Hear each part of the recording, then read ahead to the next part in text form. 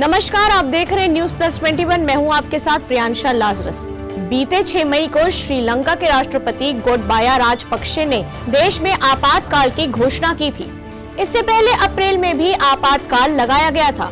देश में रोजमर्रा में इस्तेमाल होने वाली चीजों को आसमान छूती कीमतों के विरोध में लोगों ने प्रदर्शन करना शुरू कर दिया था, जिसके बाद राष्ट्रपति ने आपातकाल का फैसला लिया था। लोगों को जरूरी चीजों की कमी, ऊंची कीमतें में और भारी बिजली कटौती का सामना करना पड़ रहा है। खबरें हैं कि प्रदर्शनकारियों ने महिंदा के पैतृक घर में आग लगा दी।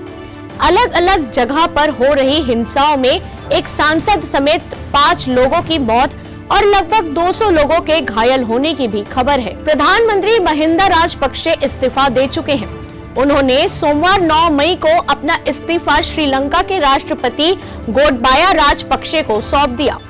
महिंदा राजपक्षे के बाद उनके मंत्रिमंडल में मंत्री रहे प्रोफेसर चन्ना जयसुमन ने भी अपना इस्तीफा दे दिया। प्रधानमंत्री पद से महिंदा राजपक्षे के इस्तीफा के बाद भी विरोध प्रदर्शन नहीं रुके।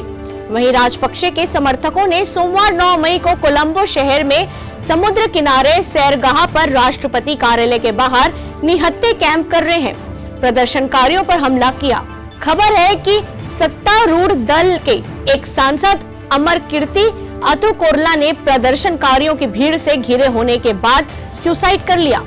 जी हां, जानकारी के मुताबिक उनकी गाड़ी को निडबुवा में सरकार के खिलाफ प्रदर्शन कर रहे लोगों ने घेर लिया था। पुलिस ने प्रदर्शन स्थल पर आंसू गैस के गोले दागे और पानी की बौछार की। हालांकि फिर भी भीड़ पर काबू नहीं पाया जा सका। लोकल समाचार रिपोर्टों के मुताबिक कोलंबो में सेना को हिंसा दबाने का आदेश दिया गया है। हालांकि सेना की ओर से तत्काल कोई टिप्पणी नहीं की गई। कोलंबो नेशनल हॉस्पिटल के प्रवक्ता ने समाचार एजेंसी AFP को बताया कि 181 लोगों को अस्पताल में भर्ती कराया गया है। देश भर में हिंसा की घटनाएं विशेष रूप से सरकारी सांसदों के घरों और संपत्तियों को निशाना बनाने की खबरें आई।